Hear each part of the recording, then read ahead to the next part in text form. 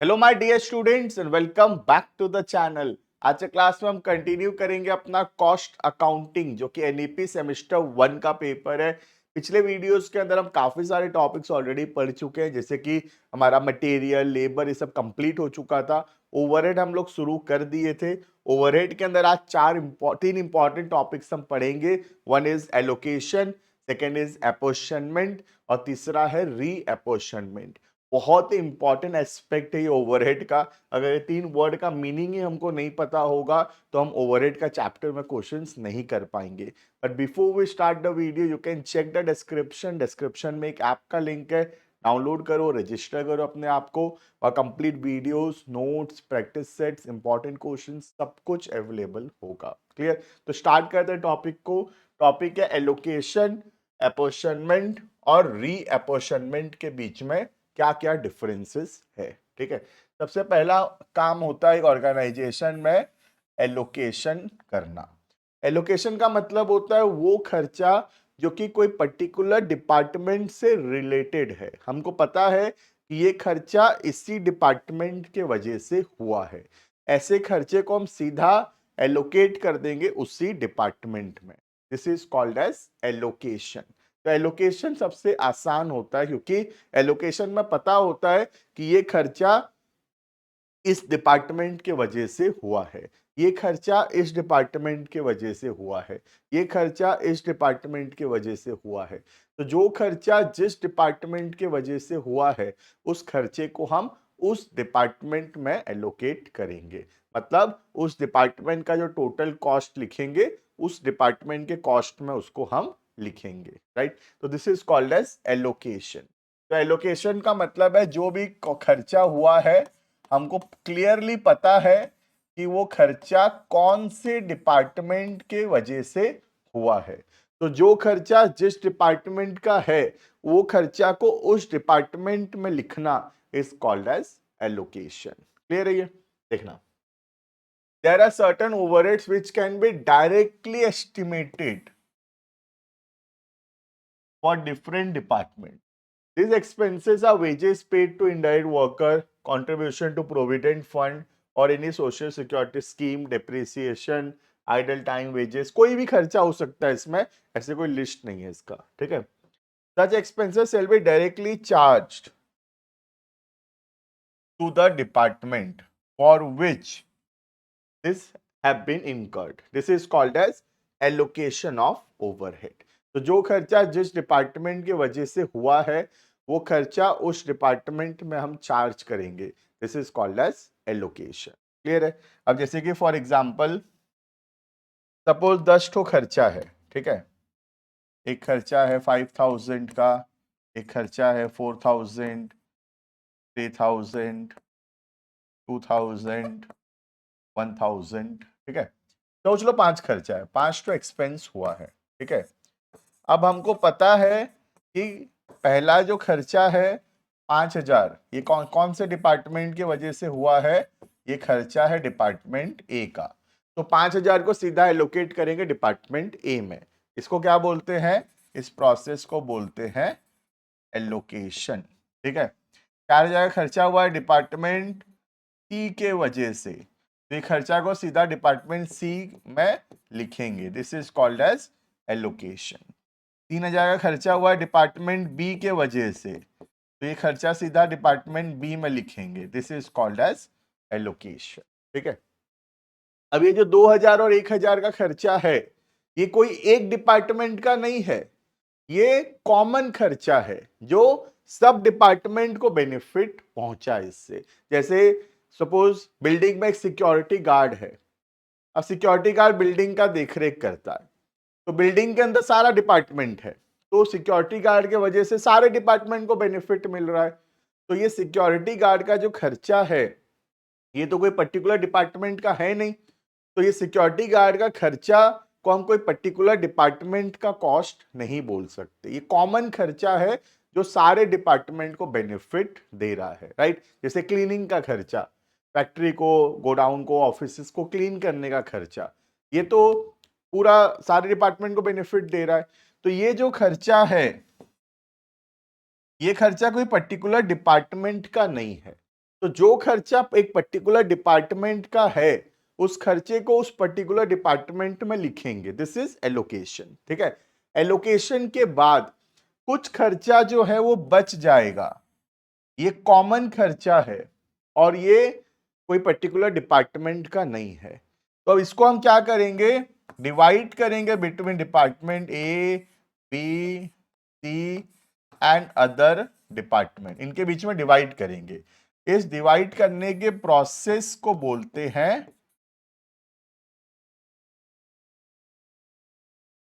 एपोर्शनमेंट। तो क्या बोलते हैं, एपोर्शनमेंट, राइट।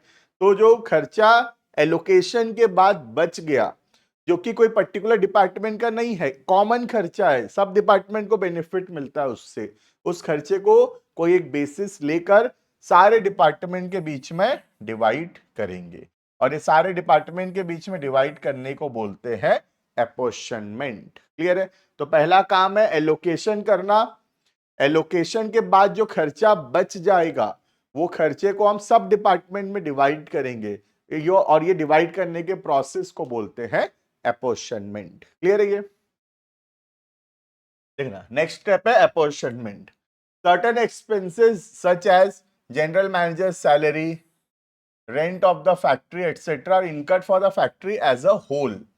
ये खर्चा सबको बेनिफिट देता है and therefore this will have to be apportioned over all the department. इसीलिए खर्चा को सारे डिपार्टमेंट के बीच में डिवाइड करना जरूरी है।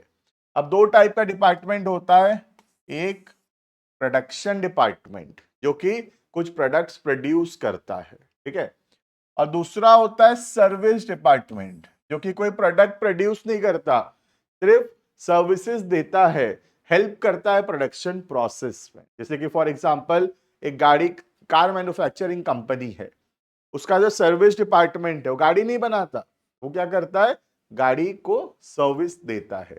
अच्छा सर्विसिंग होगा, अच्छा सर्विस सेंटर होगा जगह जगह, तभी तो गाड़ी बिकेगा, राइट। जैसे मोबाइल फोन है, मोबाइल कस्टमर केयर है, तो हम खराब हुआ फोन वहां पे ले जा सकते हैं, तो ये जो है ये सर्विस दे रहा है, ठीक है। तो दो टाइप का डिपार्टमेंट होता है ऑर्गेनाइजेशन में, एक हो गया प्रोडक्शन डिपार्टमेंट, दूसरा हो गया सर्विस डिपार्टमेंट। जो टोटल खर्चा बच गया, जो कि एलोकेशन नहीं हो पाया, वो सारे खर्चे को हम डिवाइड करेंगे between all the departments, that is between the production department and between the service department. ठीक है, तो सर कैसे डिवाइड करेंगे? अब अलग अलग खर्चा को अलग अलग तरीके से डिवाइड करते हैं, ऐसे कोई रूल नहीं है कि कैसे डिवाइड होता है, ठीक है। जैसे कि फॉर एग्जांपल वेजेस, वेजेस कैसे डिवाइड होगा?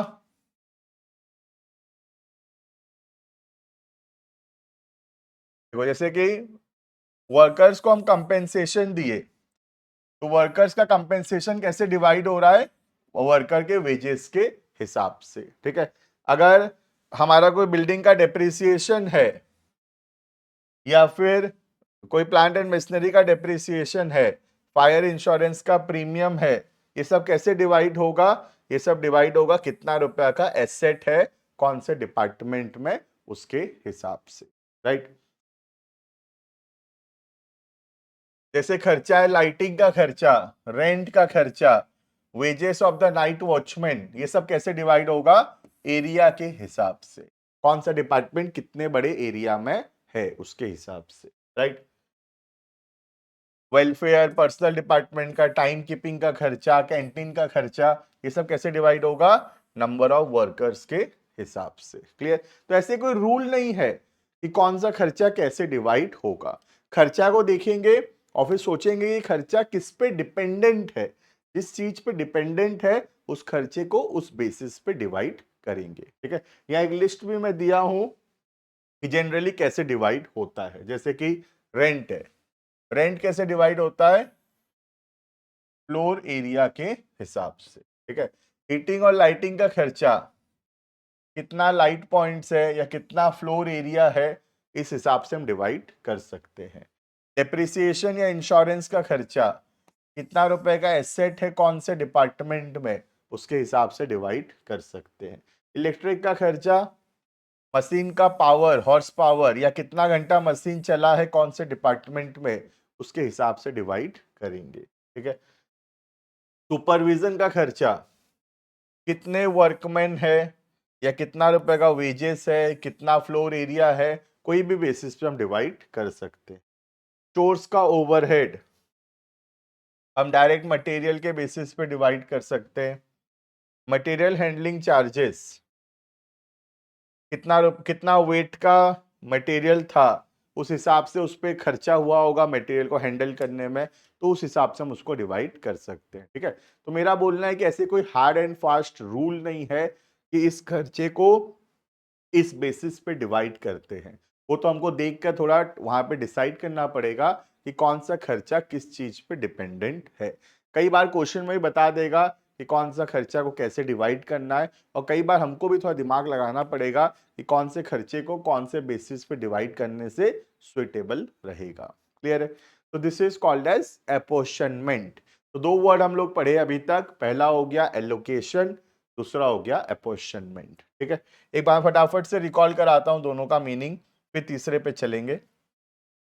एलोकेशन का मतलब है कि जौन सा खर्चा जिस डिपार्टमेंट का है उस खर्चे को उस डिपार्टमेंट में दो, लिखो, दैट इज एलोकेशन।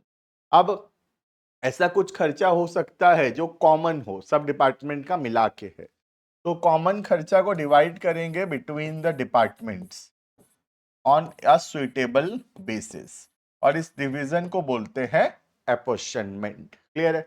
अब एपोर्शनमेंट के समय हम खर्चे को डिवाइड करते हैं between the production department and also between the service department. ठीक है, सपोज प्रोडक्शन डिपार्टमेंट है ए बी सी और सर्विस डिपार्टमेंट है सपोज डी और ई।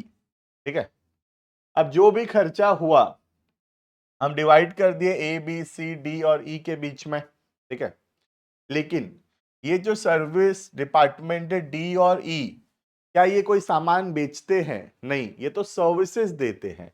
तो फिर हम क्या करेंगे, ये जो सर्विस डिपार्टमेंट का खर्चा है, सर्विस डिपार्टमेंट डी और ई का खर्चा, इसको वापस से डिवाइड करेंगे बिटवीन द प्रोडक्शन डिपार्टमेंट, और इसको क्या बोलते हैं? इसको बोलते हैं री एपोर्शनमेंट। बात समझ में आ रहा है? ये हमारा तीसरा कॉन्सेप्ट है, री एपोर्शनमेंट।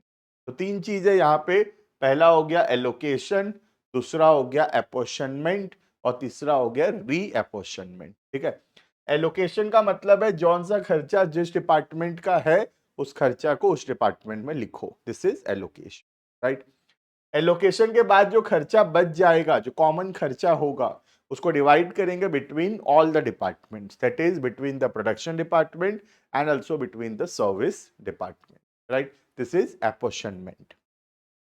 अब ये जो सर्विस डिपार्टमेंट है, ये सर्विस डिपार्टमेंट का जो खर्चा है इसको डिवाइड करेंगे बिटवीन द प्रोडक्शन डिपार्टमेंट।